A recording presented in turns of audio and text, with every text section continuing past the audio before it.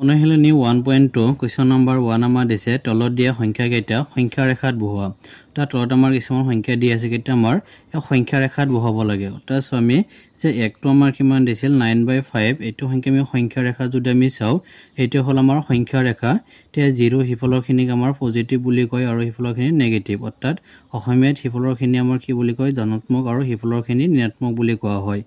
এতিয়া আমাৰ এই 9 বাই যেটো আমাৰ 5 দিয়া আছে তেছয় ইয়াত আমাৰ +9 অৰ্থাৎ 9 টো হ'ব এখন আমাৰ 9। তে তলত যেটো আমাৰ 5 যেটো দিয়া আছে আমি কি কৰিম এই সংখ্যা ৰেখা যিমান আমাৰ ইয়াত সংখ্যা আছে সব তলতে আমি 5 দিম। তাই ইয়াত আমাৰ 5 হ'ব,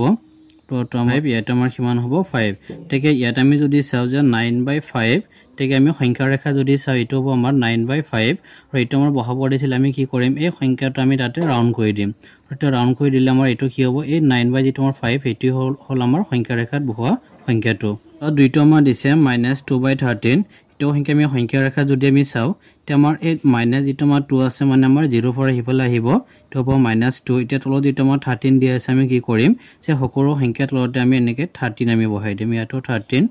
ফেল আমাৰ ইয়াত আমাৰ কি হ'ব 13। তে ইয়াত যদি আমি চাও যে ইয়াত আমাৰ -2 বাই যেটো আমাৰ 13 তে সংখ্যা ৰেখাত এটো হ'ব আমাৰ -2/13 আৰু এই সংখ্যাটোক আমি এনেকে ৰাউন্ড কৰি দিলে এই সংখ্যাটো আমাৰ সংখ্যা ৰেখাত বহোৱা হ'ল। এছো 3 টো আমাৰ দিছে -5/7 তেছো -5 মানে হল এটো আমাৰ এই 0 টো পৰা হিফালে আমাৰ আহিব, হিফলৰখিনি পজিটিভ এটো হল নেগেটিভ, ইয়াত আমাৰ এটো হল -5। তে তলত যেটো আমাৰ 7 আছে আমি কি কৰিম সেই সকলো সংখ্যা তলতে আমি নেকে আমি 7 দিম হ'ব 7। তে ইয়াত আমি যদি চাও যে -5 বাই যেটো আমাৰ 7 এটো হ'ব -5/7 আৰু এই সংখ্যাটোক আমি এনেকে ৰাউন্ড চিন কৰি দিলে হেতু হ'ব আমাৰ সংখ্যা ৰেখাত বহোৱা। সো সাইটো আমাৰ দিছে -1/3 তে -1/3 এটো হল আমাৰ -1 আৰু ইয়াত তলত যেটো আমাৰ 3 আছে আমি কি কৰিম সেই আগৰটো নিচিনাকৈ আমি প্ৰতিটো সংখ্যা তলতে এনেকে আমি 3 আমি বহাই দিম। ইয়াত হ'ব আমাৰ 3 ওপৰত সংখ্যাটো হ'ব 3 আমাৰ এটো 3 আৰু এইবোৰ সংখ্যাটো আমি 3 লিখিম। ঠিক আছে -1 বাই যেটো আমাৰ 3 ইয়াত যদি আমি চাও তো -1/3 আৰু এই সংখ্যাটো আমি ৰাউন্ড কৰিলে আমি তাতে সংখ্যাটো সংখ্যা ৰেখাত বহোৱা হ'ব। 5 টো আমাৰ দিছে 3/2 3/2 এটো আমাৰ 3 টো হল পজিটিভ সেইকাৰণে আমি 0 হিফালে যদি আমি চাই এটো হল পজিটিভ এটো হল 3। তে তলত যেটো আমাৰ 2 আছে আমি সকলো সংখ্যা তলত আমি 2 বহাই দিম। এটো 2 ইবোৰত সংখ্যা আমাৰ 2 হ'ব, ইয়াতো 2 আমি গোটেইখিনি তলতে আমি কিমান লিখিম 2 আমি লিখিম, ইয়াতো হ'ব 2। ঠিক আমাৰ এই 3 বাই যেটো আমাৰ 2 দি আছে আমি সংখ্যা ৰেখা যদি চাও যে হেতু হ'ব আমাৰ 3/2 আৰু তাতে আমি ৰাউন্ড কৰিলে সংখ্যাটো আমাৰ সংখ্যা ৰেখাত বহোৱা হ'ব। সো কুৱেশ্যন নম্বৰ 2 আমাৰ দিছে তলত দিয়া সংখ্যাবিলাকৰ মাজৰ যিকোনো 5টাকৈ পৰিমেয় সংখ্যা লিখা। এছো আমাৰ তলত কিছুমান আমাৰ সংখ্যা দিয়া আছে কেইটা আমাৰ কি কৰিব লাগে যে এই দুটা সংখ্যাৰ মাজত আমাৰ পৰিমেয় সংখ্যা যিকোনো 5টা নিৰ্ণয় কৰিব লাগে। তে ইয়াত আমি কি কৰিম প্ৰথম ছয় ইয়াত আমাৰ -3/5 আৰু 1 বাই যেটো আমাৰ 3 দি আছে এই দুটা সংখ্যাৰ আমি হৰটো আগত আমি কৰি লম, কৰি আমি চাম যে এই দুটাৰ মাজত আমাৰ পৰিমেয় সংখ্যা যিকেইটা আছে তাৰ পৰা আমি যিকোনো 5টা পৰিমেয় সংখ্যা আমাৰ লিখিব লাগে। তে প্ৰথম আমাৰ -3/5 আছে তে এইটোৰ কাৰণে আমি পৰিমেয় সংখ্যা আৰু যদি আমি চাও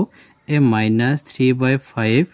লিখি আমি কি কৰিম এই সংখ্যাটোৰ পৰা আমি হৰটো লৈ ইয়াৰ লগত পূৰণ কৰিম আৰু আমাৰ তলৰ সংখ্যাটোৰ লগতো পূৰণ কৰিম। পূৰণ কৰি যদি চাও আমাৰ কিমান হ'ব আমাৰ 5 3 গুণ কিমান 15 আৰু 3 3 গুণ কিমান হ'ব 9। ইয়াত আমাৰ প্লাস হ'ব মাইনাসে মাইনাস। সেম একে নিয়মত আমি কি কৰিম আৰু এটা আমাৰ কি আছিল ইয়াত আমাৰ 1/3 যেটো আমাৰ আছিল 1/3 ইকুৱেল 1/3 যেটো আমি এটো সংখ্যা আৰু পৰিমেয় সংখ্যা নিৰ্ণয় কৰোতে আমি এই সংখ্যাটো আমি হলৈ দুটাৰ লগত পূৰণ কৰিছো। সেম একে আমি নিয়মত কি কৰিম এইটো সংখ্যাৰ কাৰণে যে ইয়াৰ পৰা আমি হৰটো লৈ আমি দুটাৰ লগতে পূৰণ কৰি দিম। ইয়াৰ হৰটো কিমান 5 আছে ইয়াৰ লগতো 5 পূৰণ কৰিম, ইয়াৰ লগত আমি 5 আমি পূৰণ কৰিম। পূৰণ কৰিলে আমাৰ 3 5 গুণ কিমান হ'ব 15 আৰু 1 5 গুণ কিমান হ'ব 5। তে ইয়াৰ হৰ হল আমাৰ 15 ইয়াৰ হল 15। ঠিক আমি চাম যে -9/15 আৰু হিফালে আমাৰ +5/15 সেই দুটাৰ মাজত আমাৰ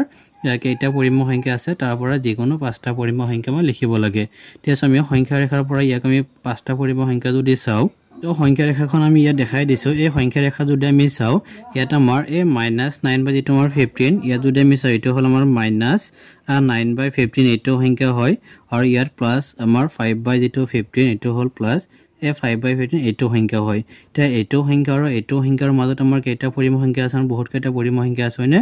আমি ইয়াৰ পৰা কি কৰিম ইয়াত আমাৰ 1 2 3 4 5 6 7 8 9 10 11 12 13 অৰ্থাৎ এই দুটা সংখ্যাৰ মাজত আমাৰ 13টা পৰিমেয় সংখ্যা আছে যে ইয়াৰ পৰা কি কৰিব লাগে যিকোনো 5টা পৰিমেয় সংখ্যা লিখিব লাগে আমি কি কৰিম ইয়াৰ পৰা যিকোনো 5টা পৰিমেয় সংখ্যা লিখিম ইয়াত হল আমাৰ -3/5 আৰু 1/3 মাজৰ সংখ্যা হল আমি যিকোনো 5টা যদি লিখো ইয়াৰ ভিতৰত কি আছে মাইনাস আমাৰ 8/15 আছে -7/15 আছে আৰু -6/15 2/15 লিখিব পাৰো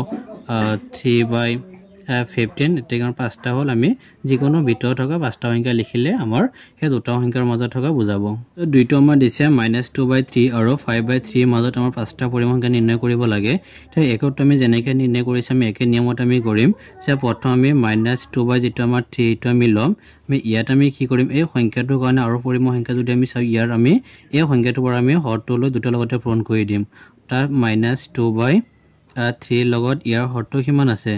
3 ইয়াতো পূৰণ কৰিম 3 টো আমি ইয়াতো পূৰণ কৰি দিম তেতিয়া তলত হ'ব 3 3 গুণ কিমান 9 আৰু ওপৰত হ'ব আমাৰ 2 3 গুণ 6 ইয়াত প্লাস আৰু মাইনাসে মাইনাস আৰু ইয়াত আমাৰ 5/3 থাকিল ইয়াৰ কাৰণে আমি আৰু পৰিমেয় সংখ্যা যদি চাও যে 5/3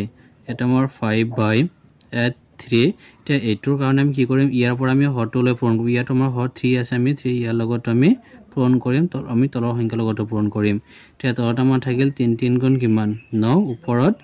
5 3 গুণ কিমান 15 এতিয়া -6 যেটো আমাৰ 9 আৰু হিফালে 15/9 হে হিয়াতৰ মাজত যি কেইটা আমাৰ পৰিমেয় সংখ্যা আছে তাৰ পৰা যিকোনো 5টা লিখিব লাগে তে আমি লিখিম যে এতেকে -2/3 আৰু 5/3 মাজত থকা লিখিব পাৰি আমি 14/9 লিখিব পাৰো 13/9 লিখিব পাৰো কাৰণ আমাৰ 15 ৰ ভিতৰত আছে সত আমাৰ 12/9 লিখিব পাৰো -3/9 লিখিব পাৰো সত আমি -4/9 লিখিব পাৰো কাৰণ আমাৰ সেই -6 ৰ হেবোৰ আমাৰ কি আছে ভিতৰত আছে আমাৰ তিনটা আমাৰ দিছে -5 আৰু -4 ৰ মাজত আমাৰ যে আমাৰ 5টা পৰিমেয় সংখ্যা নিৰ্ণয় কৰিব লাগে এটা আমি 5টা পৰিমেয় সংখ্যা নিৰ্ণয় কৰিম এটা আমাৰ -5 ইকুৱেল আমি এই -5 তলত একো নাই মানে আমাৰ কি আছে 1 আছে আৰু ইয়াৰ লগত এতিয়া কি পূৰণ কৰিম যে আমাৰ 5তকৈ ডাঙৰ তুমি যিকোনো সংখ্যা পূৰণ কৰিলে হ'ল যেনে আমি 7 পূৰণ কৰিব পাৰো ইয়াৰ লগত আমি 7 পূৰণ কৰি দিম এতিয়া কি আমাৰ 1 7 গুণ কিমান হ'ব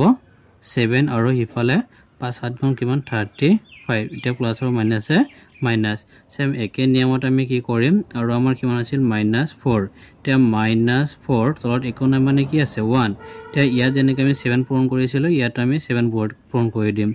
তাৰ তলত আমাৰ কিমান হ'ব 1 7 গুণ 7 আৰু 4 7 গুণ কিমান হ'ব 28 টা প্লাস আৰু মাইনাসে মাইনাস এতিয়া আমাৰ -35 আৰু -28 ৰ মাজত আমাৰ কোনবোৰ পৰিমেয় সংখ্যা আছে তাৰ পৰা যিকোনো 5টা পৰিমেয় সংখ্যা লিখিব লাগে তেকে therefore -5 আৰু -4 ৰ মাজত সংখ্যা হল ইয়াৰ মাজত থকা পৰিমেয় সংখ্যা কি হ'ব -27/7 সৰি এটো নহয় আমাৰ ইয়াৰ মাজত অৰ্থাৎ -28 আৰু 35 ৰ মাজত যদি চাও তো -29 হ'ব তাৰ পিছত -30/7 -31/7 -32/7 -33/7 এইবোৰ সংখ্যা হ'ব আমাৰ সো আমাৰ চাৰিটা আমাৰ দিছে -2/3 আৰু আমাৰ 3/7 দিছে ইয়াৰ দুটা আমি এই দুটা সংখ্যাৰ মাজত আমি 5টা পৰিমেয় সংখ্যা আমি নিৰ্ণয় কৰিম তে প্ৰথম আমাৰ -2/3 ইয়াৰ কাৰণে যদি চাও -2/3 আমি এই সংখ্যাটোৰ পৰা আমি হৰটোলৈ পূৰণ কৰিম অৰ্থাৎ ইয়াত আমাৰ 7 হ'ব ইয়াত আমাৰ 7 ৰে পূৰণ কৰি দিম তে ইয়াত আমাৰ 3 7 গুণ কিমান হ'ব 21 প্লাস হ'ব মাইনাসে মাইনাস আৰু 2 7 গুণ কিমান হ'ব 14 প্লাস আৰু মাইনাসে মাইনাস এটা মাইনাস আৰু মাইনাস কেনসেল এটা মান থাকিল 14/21 আৰু আমাৰ কি হ'ব আৰু এটা আমাৰ সংখ্যা দিয়া আছিল যেটো 3/7 দিয়া আছিল ইয়াৰ যদি চাওটা 3/7 ইয়াৰ আমি কি কৰিম একে নিয়মত আমি এই সংখ্যাটোৰ পৰা আমি হৰটো আমি লম এটা আমাৰ -3 আছিল আৰু ইয়াৰ হৰটো আমাৰ কিমান আছিল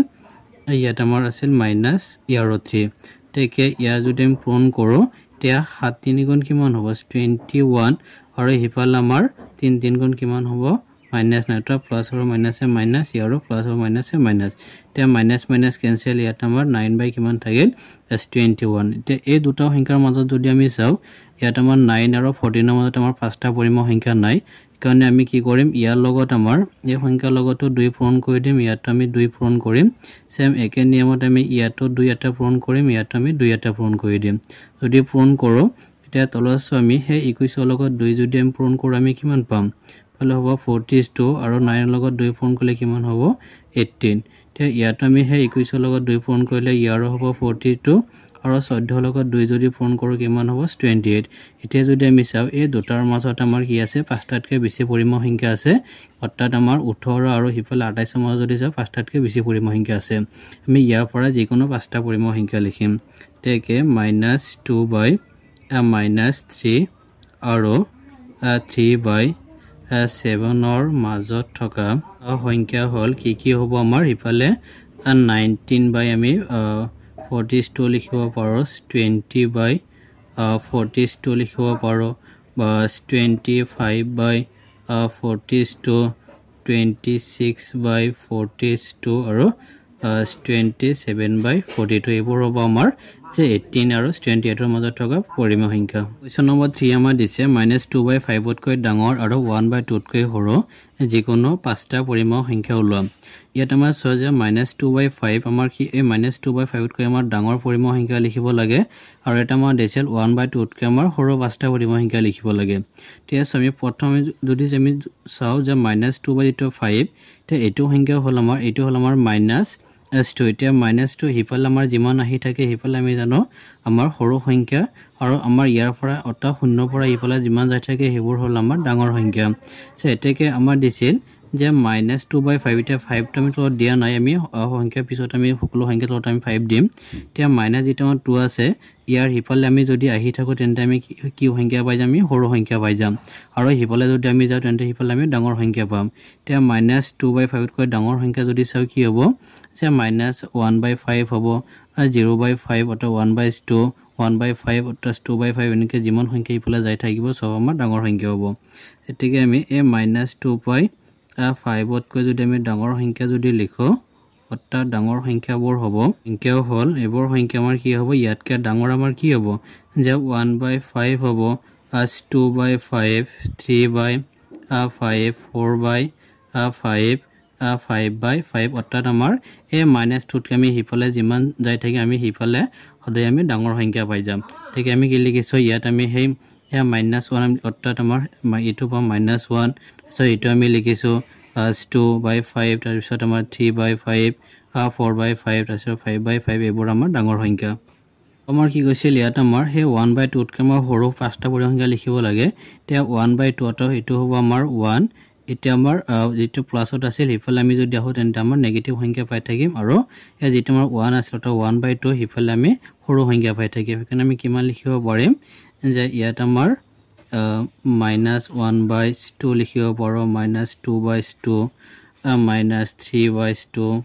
-4 বাই 2 -5 বাই 2 অৰ্থাৎ আমাৰ এই যেটো 1 বাই 2 ধৰা 1 বাই 2 ইয়াৰ পৰা ইফালে যিমান আমি আহি থাকিম ইফালে সৰু সংখ্যা আৰু আমাৰ পাঁচটা সংখ্যা লিখিব দিছিল এই পাঁচটা আমি লিখিলো